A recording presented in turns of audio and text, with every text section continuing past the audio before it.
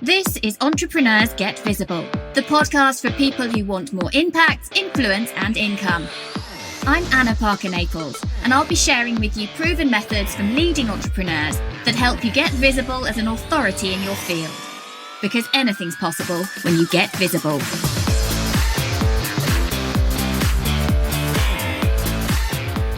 Hey, ladies and gentlemen, today we are talking about the power of podcasting for building connection and community, with a particular bent on what that means for having that democratic voice, that democratic medium, where you don't always have to be right in the content that you share, but it's important to show up and have those conversations. And I'm joined today by Ant McGinley, who I met rather randomly at Pods Up North. And you know when you go and do some Facebook stalking and then you realise you've got lots of really, really bizarre connections from your past, where you've got people in connection that are good friends from university or college or some other drinking session down the pub years ago. So Ant and I then, we kind of got in touch. So Ant is a podcast expert like me, but he also is one of the co-founders of Pods Up North, which is the first Northern podcast event. And we're going to be talking a little bit about that today. So hello and welcome, Ant, to Entrepreneurs Get Visible. Thanks very much. And I just working out, I think it's about a year since we first connected, because you sent me a message saying, oh, can I come along to your event? And Yeah. So the event that you held was supposed to be an in-person event for my book launch. And actually, my book accidentally got launched 2 days before your event. And it was supposed to be the week after. So I remember buzzing up there, knowing I was going to see some friends at Pods Up North. And they were the very first people that I handed a physical copy to. So I was kind of a little bit high. And it was the day before my birthday. So it was a very nice day. And I got one as well. You've got it. He's holding, if only this was video. It's about to be reformatted and redesigned for its first anniversary. And my second book is about to come out. So those of you listening, my second book has gone to be formatted and designed, and it's going to be going out for pre-release at the end of October, ready for release the first week of November, which I'm getting ridiculously excited about now. So that second book is called Podcast with Impact, which I kind of feel like marries a lot of my world together, what I do and what I talk about and stuff. So it's kind of cool. So talk to us a little bit, Ant, about where you see that podcasting is important. Obviously you do, because you're a podcast producer and you talk and lecture on podcasting.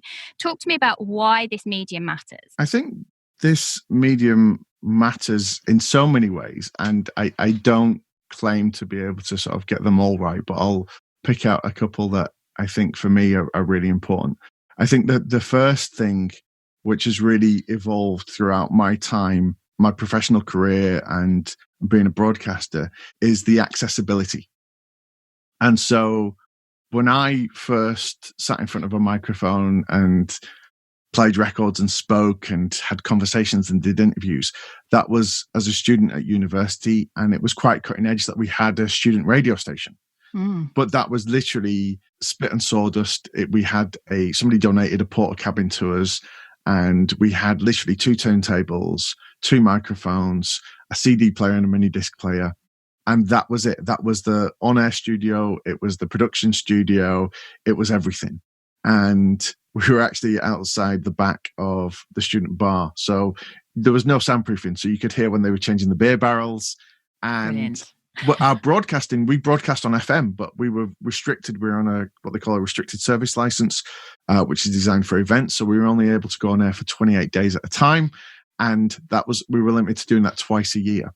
And so you would have this time where everybody always wanted to use the studio when they could. But even when we could get into the studio, there was only 28 days when we could be on, and you would go hell for leather. You would do as many shows as you could, and that would be it. But to get to that stage, even at the student level, you had to pitch a show to a committee that decided what went on. You then had to submit audition tape, and then you had to be selected. And then that had to fit in around your schedule, around your lectures. And then you move forward into a more professional career. And even when you get to the level that I reached when I was doing a morning show and breakfast radio, you've competed against a lot of people to get there.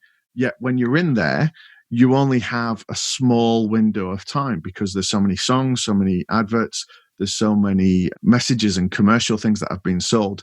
There's only roughly about 3 to 4 minutes an hour where you can be yourself in that point. Even then, you kind of, there's set times when you have to stop and come off. Whereas now, all those hoops that I had to jump through to get to that stage, that took me years and years and years and years to be able to be in front of an audience. And even then, that was capped to a geographical distance of maybe about a maximum of maybe 250,000 people could have heard my show on the transmitter I was and the station that I was at. Look at what we've got now. And this podcast already has the potential to reach more people than I had as a huge breakfast show in the West Midlands of the UK. Breakfast show star. Yeah, I had my name on a bus. Oh my goodness. So, but the difference is suddenly there. That's incredible from, the sales team's eyes would have lit up straight away, but your ability to connect to people, also the fact that we're now looking at time slip, the ability when I was doing that breakfast show, it was only for those people that were tuning into the radio between 6 a.m. and 10 a.m.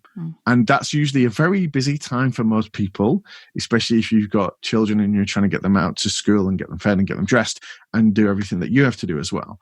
Suddenly now, rather than just listening to snatches, people can listen to everything that you've got to say and they can pause it and fit it around their daily life. And so the fact that people have got those gadgets to listen to on their phone, in their car, on their laptops, those gadgets also enable them to make the program as well. They don't need to get into that studio that everyone else is trying to get into. They don't need to. I mean, we're fortunate that we've got the equipment and setups where we can have a good sound and a good setup, but you don't need that. And I don't think you've seen one of the talks I give live, but I create a podcast in a lecture theatre or wherever I happen to be, just with an iPad, an iPhone, whatever anybody's got, because it's got that ability to record and the ability to connect to the internet. And we've all got that now. Not everybody realizes that. And that's all that you need, because a podcast, for all the definitions that are out there, a podcast is effectively some noises that you make and record and share to the internet. And that's it at its simplest level. And that's all that it has to be. Generally vocal noises. I'm just going to put that in there. Yes. That sounded, I don't know why. The way you described that sounded a little unpleasant, but I get your point. I think people overthink it because they hear great pieces of production, even your show with the music that comes in, the confidence of your voice. For some people, that can be liberating, but for other people, that can be intimidating. Absolutely. And I think that's one of the places I teach from. I can teach you how to have something highly productionized, if that's even a word. But also, the most important thing is to get it done. Get it done and learn, refine, get better at what you do, get better at your delivery, have more confidence in what you're saying, have more confidence behind the mic. I actually want to take you back to that very first time you were in front of a microphone, a proper mic. Tell me about that. So I tell you exactly what it was. So I'd thought long and hard about the first 2 records I was going to play because I thought it was very cool. I started my show with Ben Folds 5 Underground. For those of you that Ben Folds is an amazing piano player. It's a great record, a record that meant a lot to me. And then my second song was going to be this song that had just been released by Jamiroquai called Virtual Insanity. Oh my God. I For love those that of song. for those of you that aren't too familiar, this brings us to September 1996. And I chose those 2 songs. I knew what I was going to say. And so I was going to play Ben Folds 5. There was going to be a jingle. I was going to play Virtual Insanity by Jamiroquai. And then I was going to talk. What happened was there's quite a hard finish on Underground. I played the jingle and then I played Virtual Insanity. I pressed play and I couldn't hear anything. There was complete silence. And I was like, so I panicked and just went to talk. And at that point, I realized it wasn't silence. It was just there's a big difference between the end of that song and the start of the next song because there's a very slow build to Virtual Insanity. So as I started to talk, the song kicked in and threw me off again, and everything was a mess. Oh my goodness. So it was an absolute sheer terror, panic, awful, but at the same time, an incredible rush. Incredible rush. And what about that experience for the first time, if you put yourself back, hearing yourself through a good microphone with headset on? Because that is something people can find quite challenging. What was that like for you beyond the adrenaline rush? Yeah, it is a big difference, especially when you've got the headphones on, you're in the studio. It's a feeling of power, actually. I think that's because your voice is amplified, but your message is amplified with it as well. And there's a lot of energy with it. And it was exciting. And here's the rub as well. I think when people find out what I do, they always go, "Oh, you've got a great voice for for radio, for podcasting, for broadcasting. Nobody ever says that to me before I tell them what I do. So I think there's a psychology that comes with it. And a lot of people are held back by not liking the sound of their voice. I've been doing this for 25 years now. And I'll be honest, I wouldn't say that I love my voice. I'm just okay with it. And it's my voice and I accept it for what it is. Now, some people will hate it. Some people will love it. That's fine. It's just the way that I do it. I'm so nuanced and connected to it that I can listen back to something that I've done. I can tell you if I was sat down, if I'm stood up, if I was smiling, if I was stressed. Yeah, you can hear it. If I was hungry, I can hear all that. It's all there in the voice. And people who aren't experienced with microphones don't realise. And if you don't, for me, my work is a lot about energy and what you put out there, right? And if I'm not feeling it, it won't come across in my work. And actually, it's the fact that everything comes through actually is one of the biggest connectors, right? It's one of the biggest connectors. So when you talked about like that democratic medium, when you're sharing your voice about what's important, people get why it's important because they can hear it, not just in your words, but in the resonance, in the pitch, in the timbre, in all the other things that come with our instrument. So what does it mean for you then to know that your messages are being amplified in this way? I think when I sit and hear that back to myself, it can be quite daunting, but it's exciting. And I think as well, this is something that is incredibly new for us as a species. I mean, if you think about it, like radio itself has only been around for just over 100 years, right? So those initial tests from Marconi and the radio as we knew it. But until 20 years ago, thereabouts, radio was very closed off. There was only a small amount of people that could get into that. And you needed permission. You needed someone else. Yes. I mean, this is almost akin to what's happened in book publishing. Before you had those gatekeepers, you needed other people already of influence to say yay or nay. They either like what you've got to say or they don't. They like you or they don't. And now, in terms of publishing, book publishing, and what Amazon and all of those platforms have enabled is what's happening in podcasting, that there are no gatekeepers. You can go live. You can create a podcast about anything, say whatever you like, and you can do that. And that's power. And with that, there's no rules. But what happens is when we come across something that's different, we feel more comfortable if we compare it to something we already know. So I'm a big fan of languages. I used to work in Italy. And one of the initial problems that I had was I remember first going to a hotel and seeing all these notices with about cameras and pianos. And I was like, why are they so obsessed with cameras and pianos? And then realized that camera, obviously, the original camera word that we're familiar with comes from camera obscura, which means dark room. Camera in Italian is room. Piano has several meanings. It can be the instrument. It can mean softly. It can mean slowly, but it also means floor. And so when you're told your room's on this floor, you hear the words camera and piano because that's where you go. And then similarly, but it confuses you because you're so attached to what that means. Similarly, be very careful if you have to take a shower in a hotel room in Italy because you'll see C and F. We're so used to having C and H, cold and hot. So you see C and F, you think, well, that's cold. F must be hot. But F means disastrous. Cold. Yes, yeah. So you can have a real disaster with that. And we do the same thing with podcasting because we go, well, it's a bit like radio. So we apply a lot of the rules that we create in our minds. Well, this is how they do it in radio. So that must be the way that you do it. Yes, there's some really good best practices in that, but actually, no, you don't have to stick to those rules. And the one that this comes up the most in, and we were just chatting before we press record about how much time we'd need and how long the show would be. A lot of people, when they come to do a podcast, they'll say, oh, well, it'll be 20 minutes, half an hour, 2 hours. And they build that. There's no evidence for that. They've just gone, oh, well, it feels right to be that. And actually, that's not a feeling. It's what they're comfortable with because it's what they're used to with TV and radio and film. And especially with radio, those show lengths are that length because they have that one studio and the next show's coming in, or the sponsor is paid and they have to have that traffic and travel bulletin come in, that weather, that news, whatever happens. Now, if you're recording your show at home and there's somebody waiting to come in and do a show after you, you don't live at home, you live in an actual office or a studio. Or you're in lockdown and your kids want your attention. Yeah, well, okay. I mean, that is very true. And you're exactly right. But really, when it comes to this, it's not been around long enough for rules to be established. There are best practices. And obviously with what you do and with what you teach, you'll be telling people what's worked for you, what you've done that hasn't worked, and what has got results. And that's what people want when they start off with. But actually, the things that you've done that have failed, somebody else coming along may have great success with them. The things that you've done that have worked may not work for anybody else.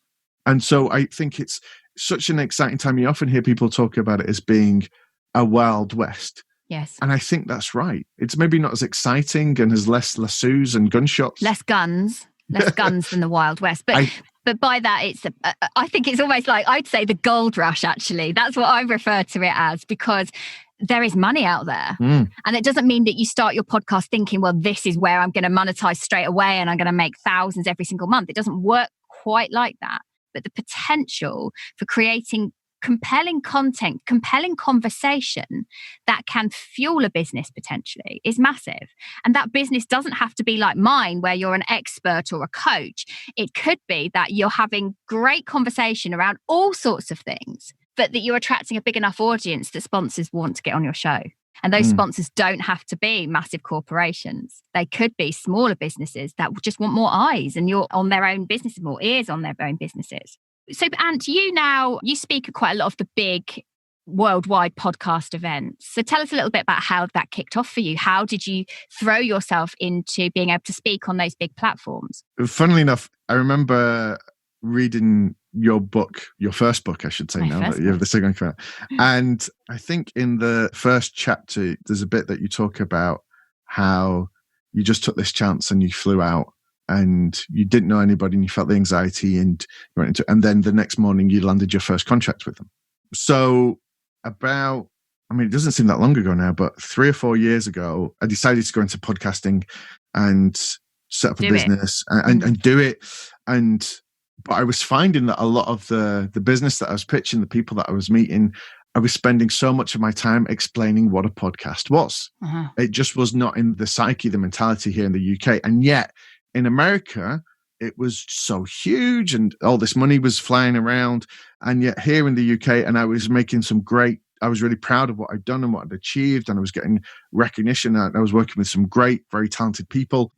And yet it just didn't seem to be adding up. And I wondered if maybe I'd got it wrong, if I'd come too soon, if was doing it in the wrong country. Yeah. And there was an event taking place called Podcast Movement, which is the biggest podcast conference in the world, I think still. And it was happening. And I thought, well, I need to know. And so I kind of spent the last bit of money that I had going out to this event and booked the hotel for it. And I think in the end, the hotel ended up costing more than the ticket, which always the way when you go to events in America. So I booked for the whole week and I kind of justified it a little bit because my cousin was getting married in Omaha. I thought, well, I can go to that as well. Didn't really plan the geography out very well because the conference was in Anaheim and then the wedding was in Omaha, which is North Central America. And then I decided to take a few days in New York as well. So it was a very expensive trip by the end of it. But I landed and suddenly realized as I got there, and I had this feeling, and it's a feeling I've had before in certain circumstances, which almost comes up like a fear, but then I find it very exciting because I suddenly had this realization that I didn't know anybody and I'd not been to one of these type of events before, so I didn't know what to expect. And I didn't know anything that was going to happen in the next 4 or 5 days. And as I say that, I think sometimes that comes up and it feels like a fear, but very quickly that becomes a real excitement of potential. And possibility. Exactly. And I remember going down to the bar to have a drink and I just started to grow a beard. Ant now has a very sizable ginger beard. Yeah, I mean, it was big before, but in the course of lockdown, I've just let it go even further. Maybe lockdown's been nourishing for it. I just remember that the very first night I was in the hotel, I went down to the bar and I just saw this chap with a huge mustache.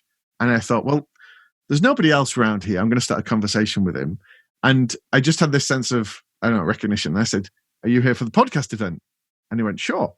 And that was Brad. And Brad is actually a firefighter who's very busy at the minute because he's based in California with everything that's going on. And he wanted to launch a podcast about booze for beginners is his brand.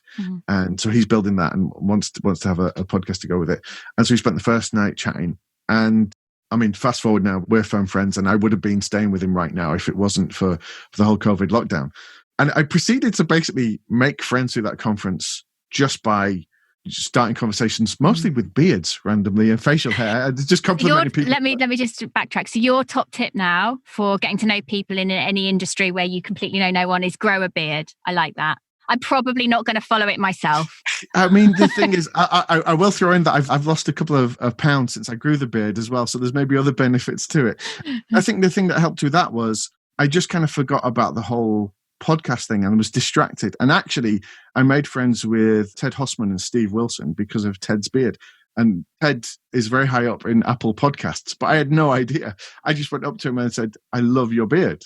Which is a really unusual thing, But it's not all about the sell. So this is interesting. It's about having connection and conversation and being real. Yes, completely. And actually, the nerves that you normally get before you go up and say hello to someone, I got 5 minutes into the conversation when I realized I was in conversation with like the inner sanctum of Apple. And what was really great was I last saw Ted in Orlando at Podcast Movement last year. And he came up and said hello to me and then started telling everyone the story of how he met me. Which was beard related. Yeah, which was beard related. But I think for him as well, it stood out because it's so different, because especially for people in that position, they get bombarded all the time and pitched. And actually, the trick for me is I approach these events very much as going, you know what, everybody in this room has something in common, and that's they like podcasts, they love podcasts, they have a podcast, they want to do a podcast. Podcast is the center of that. And so I approach it very much as that I'm going to learn something, I'm going to meet people, and I'm going to enjoy myself. So that throwing yourself into an environment then where you didn't know anyone, you've taken a risk financially, you've put yourself on the line. What's that done for you when you look back at that decision to do that? I mean, just in terms of that event, that has put me in a position where I was back the next year. And as a speaker, I was one of the first speakers the year after on the opening day. And I'm now involved with the Podcast Movement University, which they have online as well. So in that respect, that's been amazing. Everybody I've met in America is referred to me as the connector now, because I went from knowing nobody on that first day to almost being the guy that if you want to meet somebody at a podcast conference, you come and say hello to me and I'll introduce you. Yeah, I love that. I didn't even create that for me. It has given me the ability to pick up the phone and message people and have a conversation with them that day that you would normally have to book in and pay for a consultation with, and vice versa, because they're friends. Because it's led with connection. It's led with actually a real relationship. It's not led with a pitch. And also what it's brought me to is this point from a professional point of view, where I turn around and suddenly all the people that you look up to are actually on the same stage as you. Yeah, they're on the same stage as you.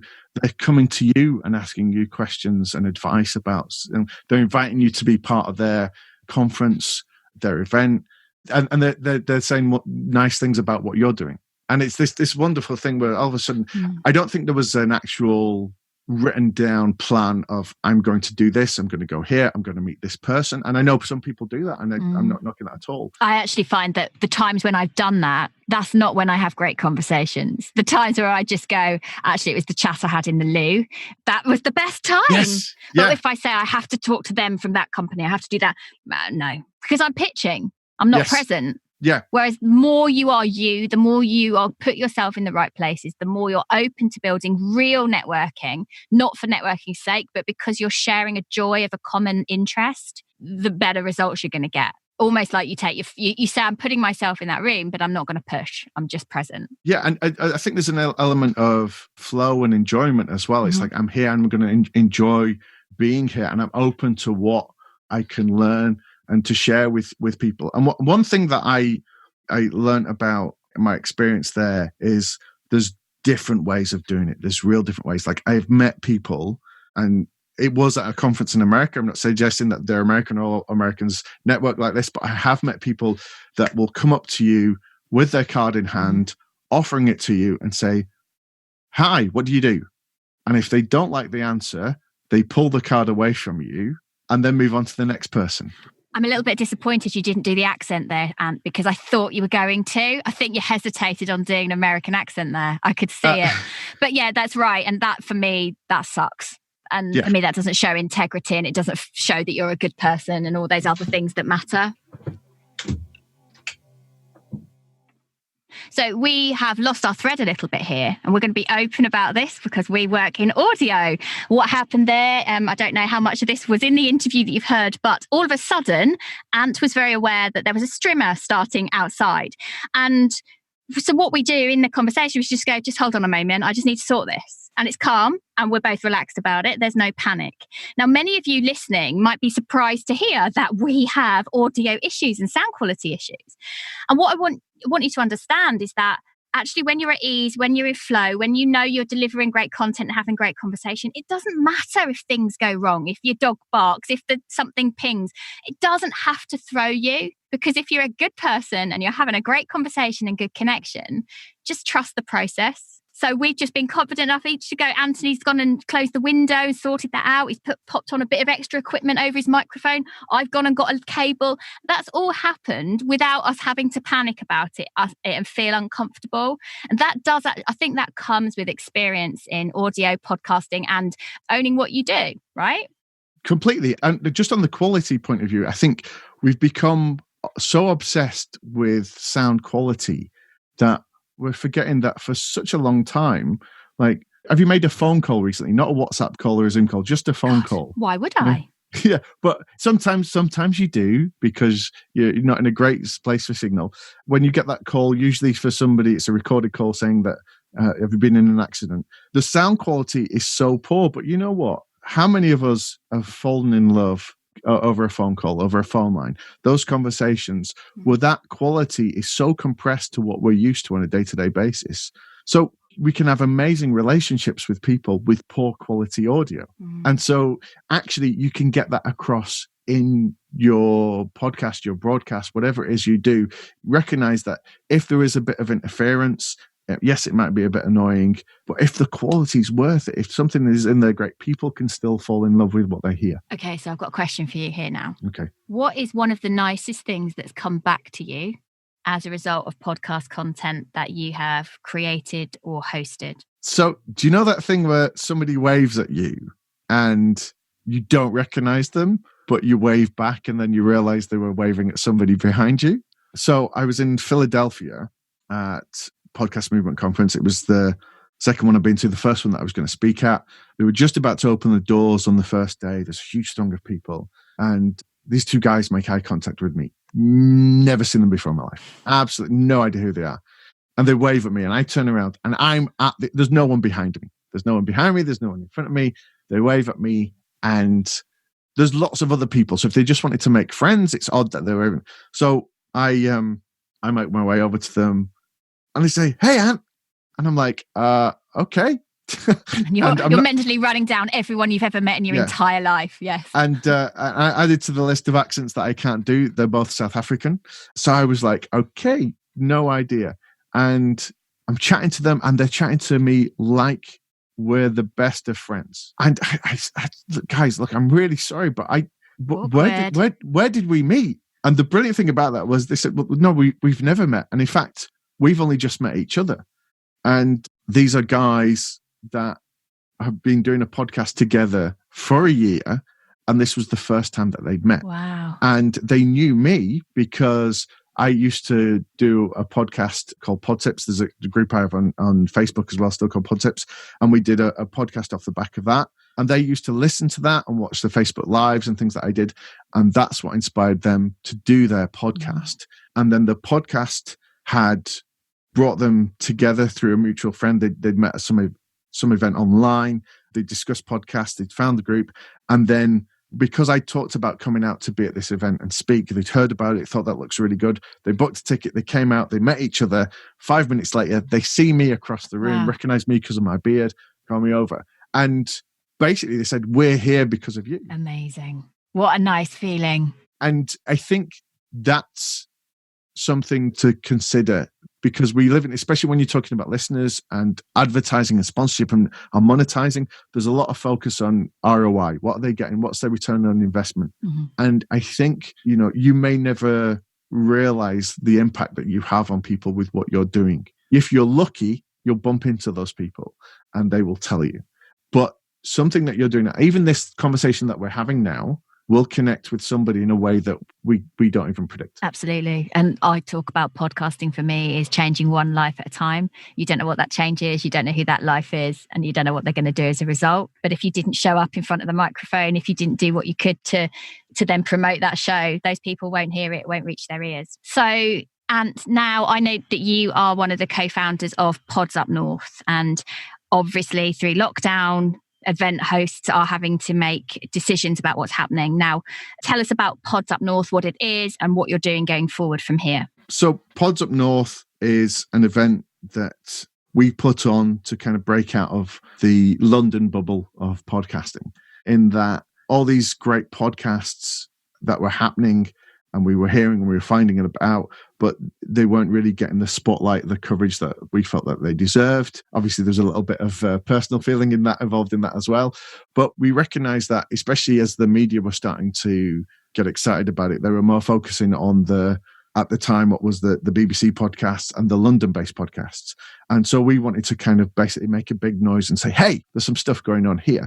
So we called it Pods Up North because it was going to be based in Manchester. But basically it was anything that was outside of the M25. So obviously there was people in Scotland that were like, well, that's still down south towards us.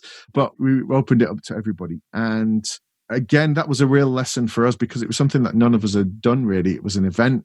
We put it together very quickly from an idea. It is a case study, in anybody that wants to do an event, speak to me and I'll tell you everything that we did, which is pretty much how not to do it. If you want to live a peaceful, stress-free existence in putting an event on. We started from scratch 3 or 4 months ahead of the actual date that we were doing it. We didn't have a mailing list. We didn't have any speakers. We didn't have any funding. We just went, let's do it. And I think that's a real inspiration for anybody that wants to make their own podcast or do something. Actually, if you sit down and list all the things that you have to do and all the questions that you've got, you will not do it because it will overpower you. You've just got to take action. Just get those wheels in motion and figure the rest out. That's it, completely. And I mean, you were there. You saw it, how it happened, how it came together. And it had the most wonderful energy in the room. And sadly, that is the reason why we've put it back, because we could have gone for a fully virtual event. It's not the same, I don't think. No. So I've spent the whole of lockdown on so many different virtual events from around the world, even about things that I had no idea about. I've been doing one about artificial intelligence just because it was free, that I could go along to and see how they were doing it. Okay. And I've seen people use different platforms, and there's been some real innovation, and it's been really great. But even on the really good ones, what happened was, as soon as the event was over, I felt deflated and empty, because that's the point at which I would meet you and you would give me a copy of your book. Yeah. And I would say, I've heard your show, I'd love to be a guest on it. Yeah.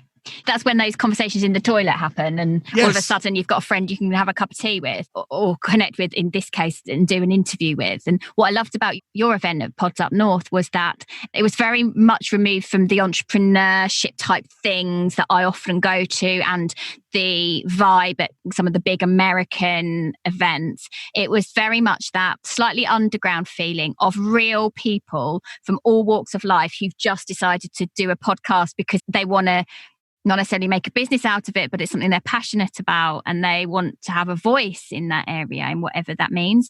And I love that. I can completely understand why you've decided to put it on hold until we can, well, it's April, isn't it? You're hoping that it will go ahead. Yeah. So we're still going to do a very small online sort of pop-up event on the initial date that we were planning for, sort of 20th, 21st of November. So there will be a very short, very brief sort of event. Details on that will follow. podsupnorth.com, the place to go to for details on that. If you bought a ticket for this year or you were there last year, you'll get an email with the details on that anyway. So Vic Turnbull and Kate Cocker, the two co-founders that I made this with, who I'm very lucky and privileged to work with, we all have completely different skills and backgrounds, but all really passionate about podcasts. We put at the heart of Pods Up North the experience of the people that were attending. And I think that is something that anybody that's already podcasting, I think that's a really important lesson for you to have as well. So there's so much focus out there, so much focus for everybody about growing your audience, about adding more people, adding more listeners, growing that, what in some ways is a vanity statistic.